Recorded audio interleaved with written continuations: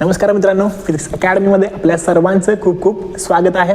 तर आज आपण या ठिकाणी सुरू ऑलरेडी केलेला आहे 11वीचा फिजिक्स. त्याच्यामधला आपला एक चॅप्टर सुरू होता, तो म्हणजे मॅथमॅटिकल मेथड्स.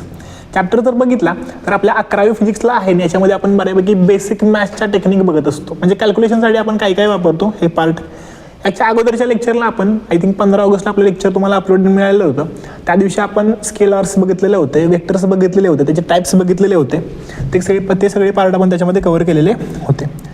आता जे काही लेक्चर आहे याच्यामध्ये आपण बघणार आहे लेक्चर नंबर 2 आहे addition and subtraction of vectors. हा पार्ट आपण कव्हर करतोय.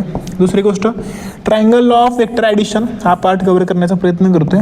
आणि झाल्यास आपला हा पण एक मेन म्हणजे त्याला आपण म्हणतो parallelogram law of vector addition, हा एक पार्ट. हे जे काय आपले सगळे पार्ट आहे त्याच्यामधून हे सगळ्यात मोस्ट इम्पॉर्टंट हा 3 किंवा 2 मार्कला विचारण्यात येणारा क्वेश्चन आहे आणि हा आपला 4 मार्कचा क्वेश्चन आहे. जवळपास आजच्या लेक्चरला आपण 6 ते 7 मार्कांची तयारी करतोय बाळांनो. त्यामुळे लेक्चर व्यवस्थित शेवटपर्यंत अटेंड करा. त्याच्या अगोदर लेक्चरला सगळ्यांनी लाईक करा, शेअर करा, ऑल्सो सबस्क्राईब करा.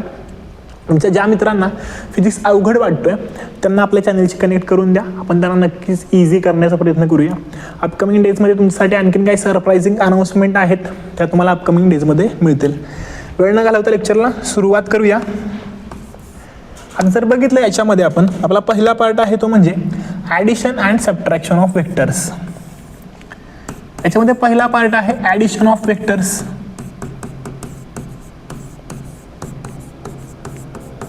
ठीक आहे.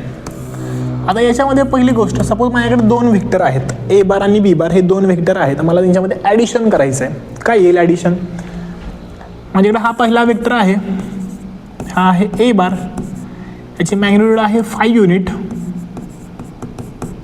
दुसरा एक वेक्टर आहे बी बार, याची मॅग्निट्यूड आहे 7 युनिट. हे 2 वेक्टर आहेत. जर मी यांची ॲडिशन केली तर मला हा वेक्टर मिळेल, that is the vector C bar. Its magnitude will be 12 unit.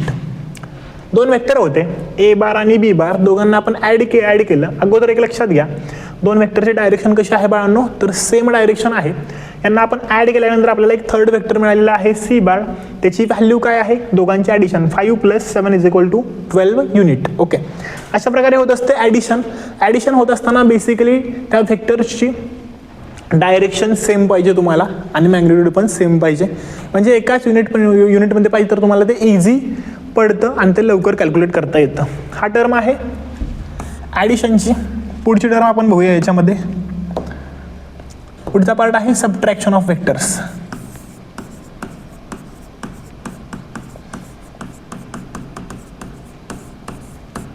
हा जर पार्ट बघितला एवढा काही ॲडव्हान्स पार्ट नाही आहे ॲडिशन आणि सबट्रॅक्शन, आणि हा पार्ट तुम्हाला एक्झामला विचारला पण जाणार नाही आहे. तुम्हाला एक्झामला विचारणार आहेत मल्टिप्लिकेशन ऑफ वेक्टर्स, तो पार्ट आपल्याला महत्त्वाचा आहे. ओके, आता हे सबट्रॅक्शन बघूया नक्की काय असते. सपोज तुम्ही 2 वेक्टर घेतले, हा घेतला ए बार, याची व्हॅल्यू आहे 5 युनिट. दुसरा घेतला बी बार, याची व्हॅल्यू किती आहे, हा 5 आहे, तर हा असेल 8 युनिट. आता माझ्याकडे हे 2 वेक्टर्स आहेत, हा आहे ए बार, हा आहे बी बार, पण दोघांची डायरेक्शन कशी आहे बाळांनो, अपोजिट आहे. म्हणजे हे एकमेकाला कट करतील आणि तुम्हाला रिमेनिंग हा सबट्रॅक्शनच्या फॉर्ममध्ये एक वेक्टर राहील. ओके, मग तो किती राहील, तर तो तुम्हाला फक्त एवढाच राहील, दॅट इज द 3 युनिट. हा मिळेल तुम्हाला सी बार. ओके, कसा, आता याच्यामध्ये हा एवढा होता, म्हणजे यानं एवढ्याला कट केला, राहिला एक एवढाच राहिलेला आहे, तो आपण इथे घेतलेला आहे, दॅट इज 3 युनिट. हा वेक्टर तुम्हाला बघायला मिळतोय. हा तुमचा पार्ट आहे, that is the part of subtraction of vectors. याच्या पुढचा बघूया. पुढे जर आपण बघितलं तर पुढे आपण बघणार आहे triangle law for vector addition. आता हा लॉ काय आहे हे आपल्याला अगोदर बघायचं आहे. इथे तुम्हाला डायग्राम दिली आहे बाळांनो. ओके, हे डायग्राम जर बघितली तर याच्यामध्ये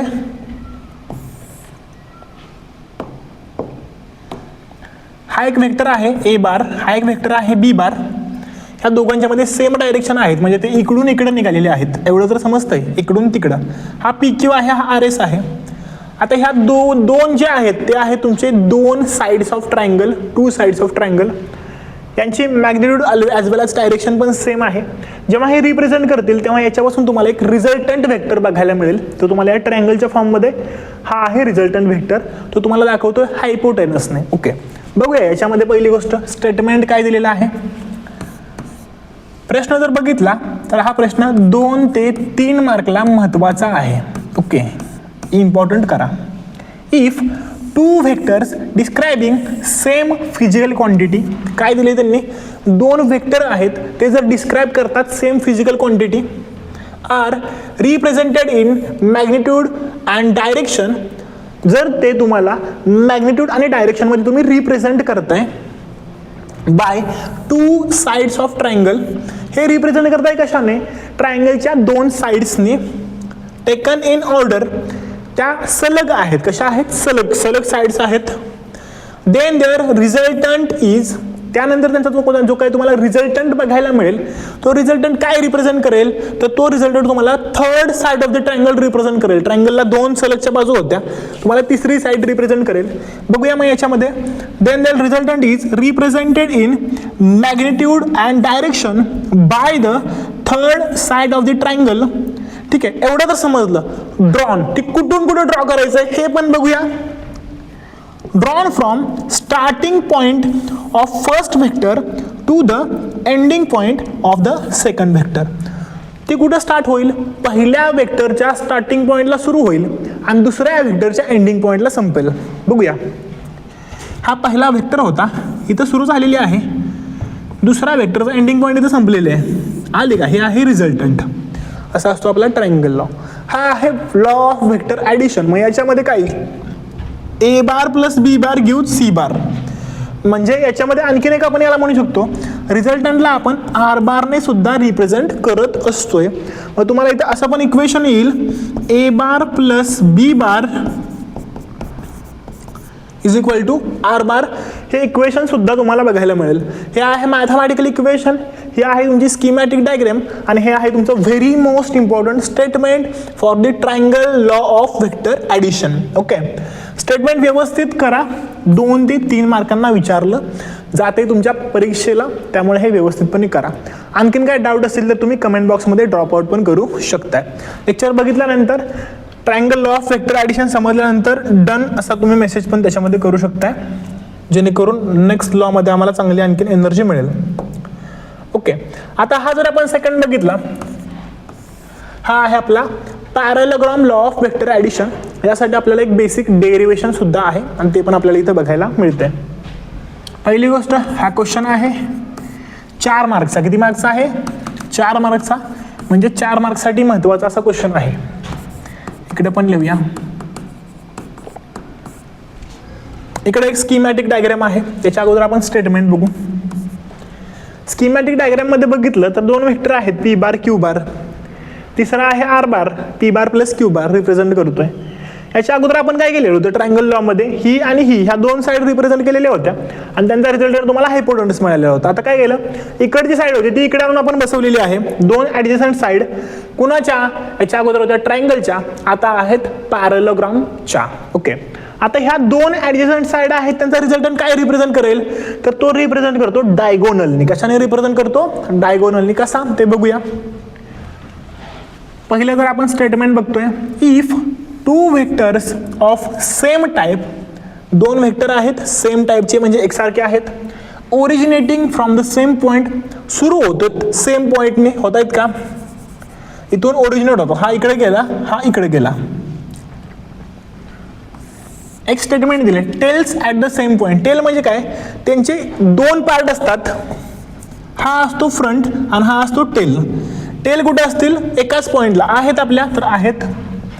R represented in magnitude and direction. ते 2 व्हेक्टर आपण मॅग्निट्यूड अँड डायरेक्शन मध्ये रिप्रेझेंट करतो by the 2 adjacent sides of the parallelogram.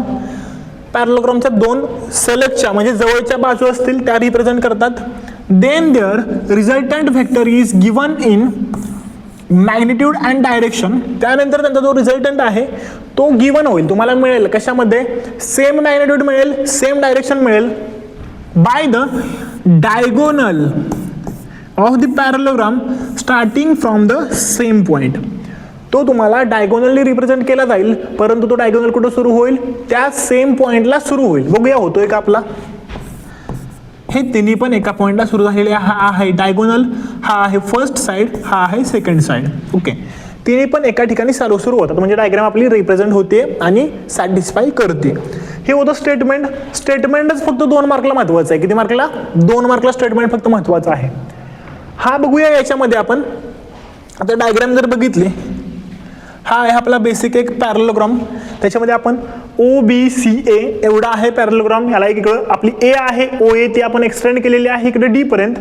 आणि जो आपला पॉईंट C होता तिथून एक परपेंडिक्युलर टाकलेला आहे, जेणेकरून आपल्याला ADC किंवा ACD हा एक राईट अँगल ट्रायंगल बघायला मिळेल. त्यासाठी आपण हे एक्सटेंड केलेले आहेत. अँगल बघितला तर थीटा आहे, इकडे पण थीटा असेल, मग करस्पॉन्डिंग आहेत. हा आहे अल्फा डायगोनलच्या खालचा, वर आहे तो आहे बीटा. हा आहे रिझल्टंट, काय असेल, दोघांची सम असेल P + Q. आलाय. आता याच्यामध्ये जर बघितलं बाळांनो, पहिली गोष्ट हा Q आहे तर हा काय असेल, हा पण Q असेल. ओके, हा P आहे तर हा काय असेल, हा पण P असेल. एवढं जर आपल्याला बेसिक समजतंय. बघूया, सुरुवात करूया. आपल्याला यासाठी एक डेरिवेशन बघायचं आहे. डेरिवेशनसाठी सुरुवात करू. पहिली गोष्ट काय गिवन फॅक्टर्स आहेत, काय आहेत. OA = P बार आहे का? हा आहे OA. कुठे आहे? OA = P बार, OB = Q बार आणि OC = R बार. घेऊया लिहून, घेतले लिहून. त्यानंतर आपण काय करतोय, आपली ही जी काय डायग्राम आहे याच्यामध्ये आपण पहिल्यांदा हा ट्रायंगल कन्सिडर करतोय OCD. कोणता ट्रायंगल कन्सिडर करतोय? OCD. घेऊया इथं इन ट्रायंगल OCD. OCD जो आपला आहे तो कसा आहे बघूया याच्यामध्ये. OCD जर पाहिलं तुम्ही बघितला तर हा आहे आपला OCD. हा आपला राईट अँगल ट्रायंगल आहे. आता राईट अँगल ट्रायंगल आहे, मग आपण याच्यामध्ये पायथागोरस थेरमचा यूज करू शकतोय का? तर 100% करू शकतोय. बघूया मग याच्यामध्ये bye Pythagoras theorem. Pythagoras theorem कोणाकोणाला येतो रे बाळांनो? आलाच पाहिजे, आपण 12वी मध्ये आहे. ओके, पायथागोरस थेरमचं काय स्टेटमेंट आहे ते कमेंट बॉक्समध्ये कमेंट करा. काय असतो रे पायथागोरस? हा असतो आपला hypotenuse square = side square plus side square. बरोबर. आता हायपोटेनस कोणता आहे आपला याच्यामध्ये? OCD मध्ये OC आहे हायपोटेनस, म्हणजे OC square = OD square plus CD square. हा येईल आपल्याला OC square = OD square plus CD square. हे इक्वेशन मिळेल पायथागोरस थेरम वरून. बरोबर. ओके, आता याच्यामध्ये जर बघितलं OD आहे इथं. OD काय आहे रे? OD आहे OA + AD. म्हणजे मी ODच्या ठिकाणी OA + AD लिहू शकतोय का? तर 100% लिहू शकतोय. लिहूया मग इथं OA + AD. इथं याच्यामध्ये घ्यायचा होता OA + AD ब्रॅकेटचा स्क्वेअर येईल प्लस CD स्क्वेअर. इकडे आहे OC square as it is. कशावरून लिहिलं आपण? हे डायग्रामवरून लिहिलं. इथं घेऊया फ्रॉम फिगर. एवढं जर समजलं. याच्यामध्ये आणखीन कोणाला काही डाऊट?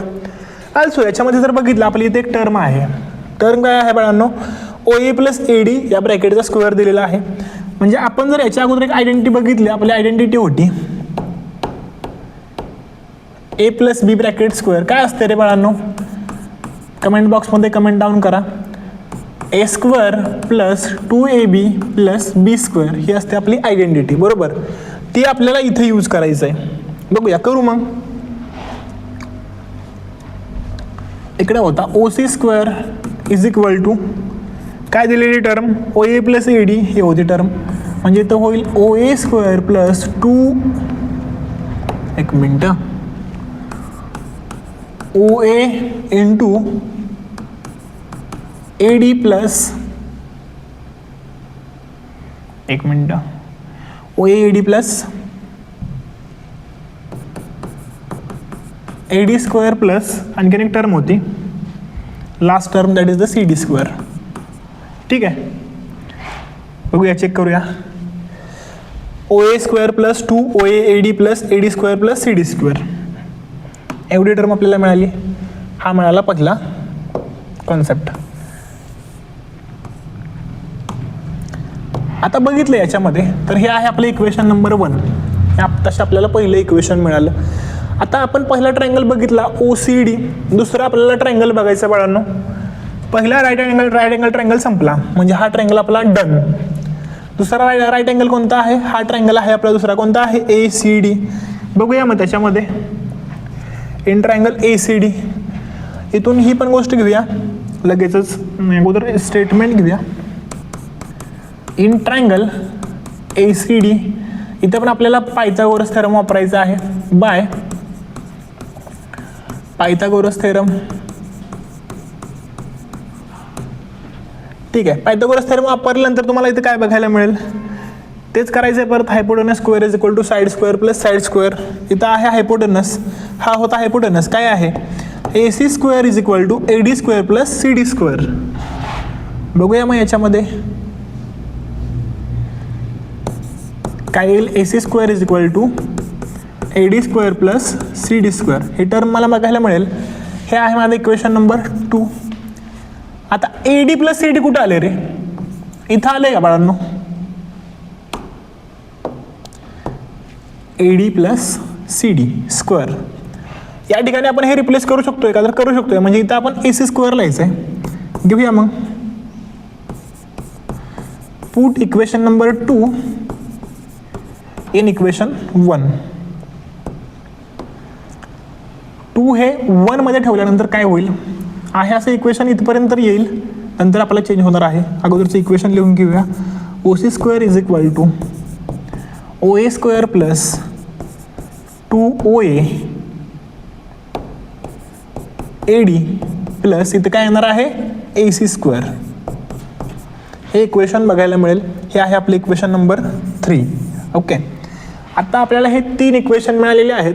त्यानंतर आपण आपल्या ज्या प्रायमरी टर्म्स होत्या P bar, Q bar, R bar, त्या आपल्याला घ्यायच्या आहेत. बट टर्म काय होतं रे? OA is equal to P bar. OA is equal to P bar. हे आहे इक्वेशन नंबर A. दुसरी टर्म काय होती? OB is equal to Q bar. Okay, आता डायग्राम पण बघूया. OB is equal to Q bar. इकडं AC इज इक्वल टू पण Q बार आहे. म्हणजे OB is equal to AC is equal to Q bar हे आपल्याला लिहावं लागेल बाळांनो. OB is equal to AC is equal to Q bar. Okay, हे आहे इक्वेशन नंबर B. आणि थर्ड टर्म काय आहे? OC is equal to R bar. Resultant एकच असतो. OC bar is equal to R bar. हे मिळालं मला इक्वेशन नंबर C. 3 इक्वेशन तर मिळाली. OA, OB, OC also AC 3 represent करणारी. याच्यामध्ये आणखीन जर बघितलं तर मला आणखीन एक गोष्ट पाहिजे, ती म्हणजे याच्यामध्ये सगळ्या व्हॅल्यूज आहेत का? OC आहे तर OC आहे, OA आहे तर OA आहे, OA परत आलेला आहे, AC आलेला आहे. इथं AD मिळालेला नाही, म्हणजे AD आपल्याला फाइंड आउट करावं लागेल. बघूया मग याच्यामध्ये AD कुठं आहे? AD आहे इथं. म्हणजे ह्याची आपल्याला एक्झॅक्ट व्हॅल्यू काढायची आहे. कशी निघेल? ACD ट्रायंगलमध्ये परत जावं लागेल. घेऊया मग इन ट्रायंगल ACD. याच्यामध्ये आपल्याला कॉस थिटाची व्हॅल्यू काढायची बाळांनो. कोणती काढायची? Cos theta is equal to. Cos थिटाचा फॉर्म्युला काय असतो रे? Basic trigonometric. Adjacent side upon hypotenuse हा असतो आपला फॉर्म्युला. ओके, आता याच्यामध्ये बघितलं तर हा फॉर्म्युला आहे. ॲडजसंट म्हणजे लगतची बाजू, हायपोटेनस म्हणजे कर्ण. तर बघूया याच्यामध्ये cos theta is equal to काय येत आहे? इथं आहे माझा थिटा. ॲडजसंट कोणती आहे? ही आहे का ही आहे? हा तर कर्ण आहे, एवढं तर फिक्स झालं. ही आहे आपली ॲडजसंट, ही आहे अपोजिट. म्हणजे AD अपॉन हा आपला hypotenuse AC. AD upon AC येईल. घेऊया मग त्याच्यामध्ये cos theta is equal to AD upon AC. ही टर्म मला बघायला मिळेल. याच्यामध्ये मला AD ची व्हॅल्यू पाहिजे. AC इथं मल्टिप्लाय करतो, इकडे आला तर काय होईल? इकडे डिवाइड करतो, इकडे आला तर मल्टिप्लाय करेल. म्हणजे काय होईल? AD is equal to AC cos theta. ही व्हॅल्यू मला बघायला मिळेल. AC ची व्हॅल्यू काय असते बाळांनो? आपण आता इक्वेशन घेतलेले होते. AC काय आहे? AC ची व्हॅल्यू आहे आपली Q. ओके, म्हणजे इथे येईल तुम्हाला क्यू कॉस थिटा. इक्वेशन बघूया काय आहे. AD is equal to AC ठिकाणी लिहायचं आहे क्यू कॉस थिटा. हे मला मिळालं इक्वेशन नंबर D. आत्ताच आपल्याला सगळ्या व्हॅल्यू मिळाल्या. ADची व्हॅल्यू मिळालेली आहे ABCD. ओके, मग आपल्याला ह्या ज्या सगळ्या व्हॅल्यूज कुठे ठेवायच्या आहेत रे. ह्याच्यामध्ये बघितलं तर इक्वेशन नंबर 3 इथं आहे. ह्या सगळ्या व्हॅल्यूसाठी मी काढलेल्या होत्या, म्हणजे ह्या सगळ्या व्हॅल्यूज मला 3 मध्ये पुट करायच्या आहेत. करूया पुट, मग आपल्याला फायनल आन्सर तर काढायचं आहे. मग याच्यामध्ये जर घेतलं put equations A, B, C and D in equation 3. Okay, हे सगळे आपल्याला 3 मध्ये पुट करायचे आहेत. 3 मध्ये पुट केल्यानंतर काय मिळते ते बघायचं आहे. बघूया 3 इक्वेशन काय होतं रे अगोदर ते बघू. ते अगोदर लिहून घेऊया. काय आहे 3. OC square is equal to OA square plus 2OA AD plus AC square 2OA AD plus AC square. एक minute,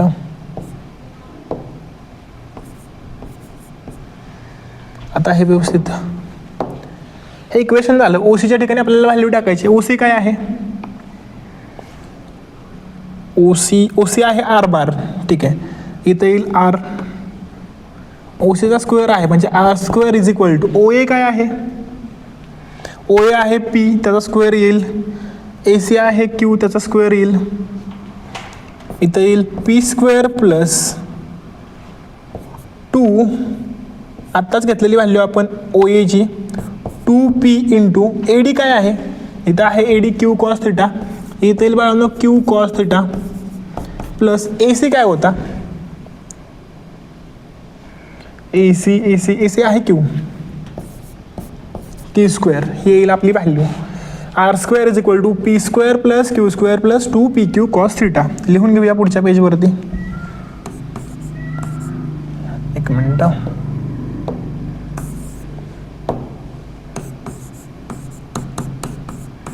P square plus Q square plus 2PQ cos theta. ही मिळेल मला व्हॅल्यू. हे आहे माझं फायनल आन्सर. परंतु मला R square पाहिजे का फक्त रिझल्टंट पाहिजे.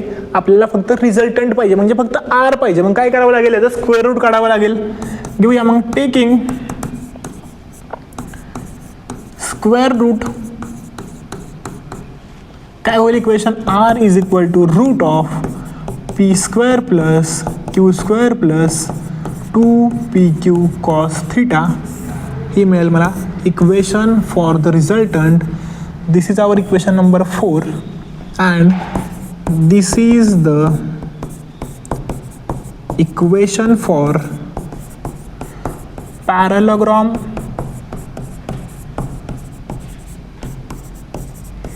law of vector addition. म्हणजे हे आपल्याला इक्वेशन मिळेल इक्वेशन ऑफ रिझल्टंट. कशासाठी तर आपल्या पॅरलोग्राम लॉ ऑफ वेक्टर ॲडिशनसाठी. काय आहे इक्वेशन परत एकदा बघा. R is equal to root of P square plus Q square plus 2PQ cos theta. Okay, हे इक्वेशन तुम्हाला फाइंड आउट करायचं आहे. हे होतं आपलं डेरिवेशन. छोटंसं डेरिवेशन आहे, बघूया याच्यामध्ये. इथं स्टार्ट झालेलं होतं याच्यामध्ये. इथून हे एक पेज आहे, हे दुसरं, हे तिसरं आणि हे चौथं. 4 पेज म्हणजे तुमच्या नोटबुकमध्ये एवढं बसणार नाही, लिटरली 2 पेजमध्ये बसून जाईल एवढं होतं. हे किती मार्कला येईल रे बाळांनो. हे आपल्याला टोटली ह्या स्टेटमेंटपासून इथून लिहायचं आहे. हा पूर्ण पार्ट, त्यानंतर हा पूर्ण पार्ट, हा पूर्ण पार्ट, हा पूर्ण पार्ट आणि हा पूर्ण पार्ट. एवढं सगळं तुम्हाला 4 मार्क्ससाठी इम्पॉर्टंट आहे. किती 4 मार्कला येणार आहे. तर हे वेल प्रिपेअर करा. अजून काय डाऊट असेल तर तुम्ही विचारू शकताय कमेंट बॉक्समध्ये. व्यवस्थितपणे लिहून घ्या. हवं तर तुम्ही स्क्रीनशॉट पण घेऊ शकताय. पहिल्यापासून घेऊया. हे पेज स्क्रीनशॉट घ्या. हे सेकंड,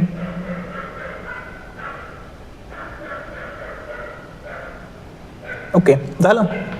तर हे होतं आपला पॅरलोग्राम लॉ. याच्या अगोदर आपण बघितलेला आहे ट्रायंगल लॉ. तो पण तुम्ही व्यवस्थितपणे बघितलेला असेल. त्याच्यामध्ये पण स्टेटमेंट आहे, एक डायग्राम आहे, एक इक्वेशन आहे. त्याच्या अगोदर बघितले ॲडिशन आणि सबट्रॅक्शन ऑफ वेक्टर्स. आता याच्यामध्ये बघितलं तर हा सगळा पार्ट झाला मेन. चॅप्टरमधले सगळ्यात मेन पार्ट आपण इथं बघितले. याच्यानंतर आपण फक्त एकच पार्ट बघणार आहे, एक्झाम्पल. फक्त आपल्याला सॉल्विंग करायचं आहे. त्यामुळे पुढच्या लेक्चरसाठी अटेंड करा, वेळेत उपस्थित राहा. ओके, याच्यामध्ये काय डाऊट असतील तर तुम्ही कमेंट बॉक्समध्ये कमेंट करू शकताय. लेक्चरला लाईक करा, शेअर करा, सबस्क्राईब करा. कनेक्टेड राहा फिजिक्स अकॅडमी सोबत. थँक्यू.